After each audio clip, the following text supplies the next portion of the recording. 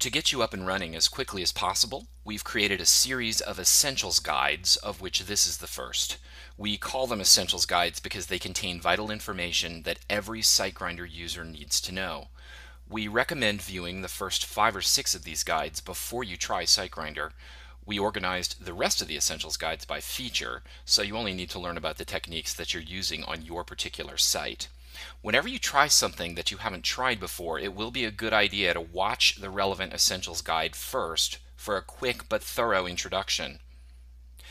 The purpose of the rest of this introductory essentials guide is to give you a quick overview of the most important concepts behind using SiteGrinder. So let's get started.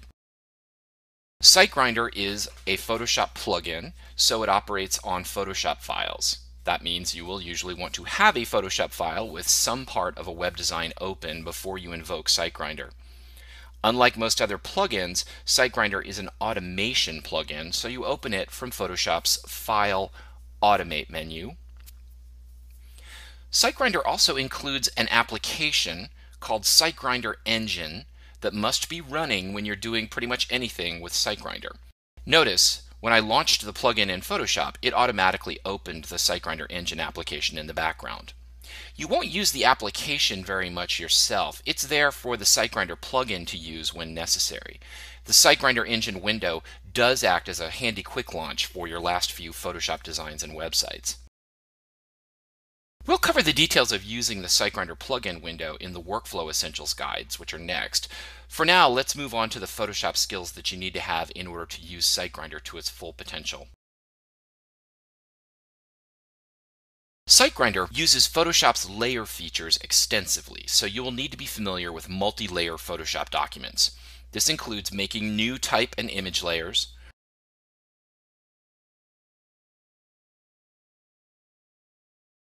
rearranging the layer order in the Layers palette to change their stacking order in the document,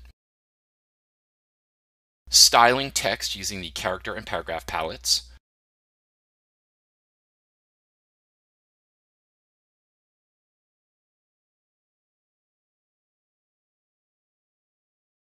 moving layers around within the document using the Move tool, and other things that most Photoshop users already know how to do. There is one Photoshop feature that SiteGrinder takes advantage of that even many Photoshop addicts haven't used a lot, which is called layer comps.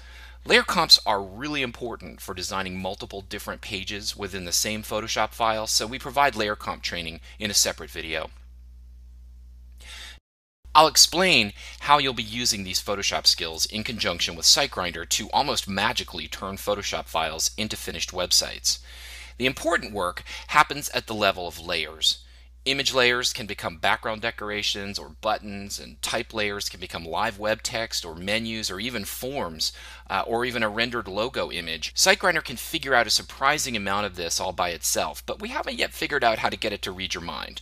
Some things you will have to tell SiteGrinder explicitly, and you do this by giving certain layers what we call hints. A hint is just a word that you add to the end of a layer's name after a dash. These words are usually so obvious you can guess many of them, like text or button or menu. Some hints can work together with other hints on other layers. You let SiteGrinder know that you want layers to work together by naming them the same thing and giving them different hints. SiteGrinder will take a layer named gallery-hover, for example, and turn it into the hover version of a layer named gallery-button.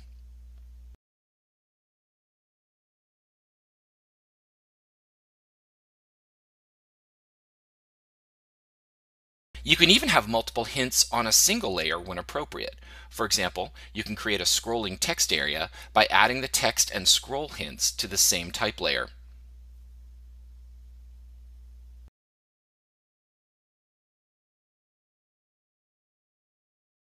Some hinted layers won't themselves appear on the web pages you build. Instead, SiteGrinder will use them as placeholders or as boundaries.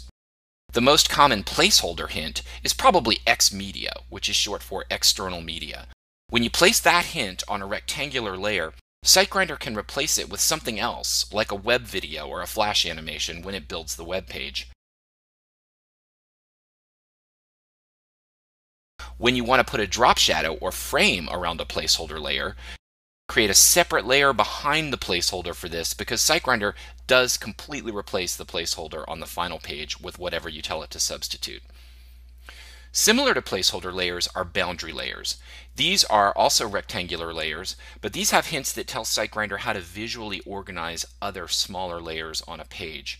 A common use of this technique is the thumb sheet hint. SiteGrinder can automatically arrange a grid of thumbnails for gallery navigation within any rectangle you indicate using a layer with the thumb sheet hint. Notice that just like placeholder layers, the boundary layer itself doesn't appear on the final page. Instead, it invisibly controls the positions of other elements. The final kind of hinted layer affects the appearance of your entire design and the browser window itself. Hints like browser background and page size will, on certain layers, determine background colors and tiles and allow you to create differently sized pages. And if you like, you can choose a non-centered page alignment using these kinds of hints. We've now covered the most basic concepts behind using SiteGrinder.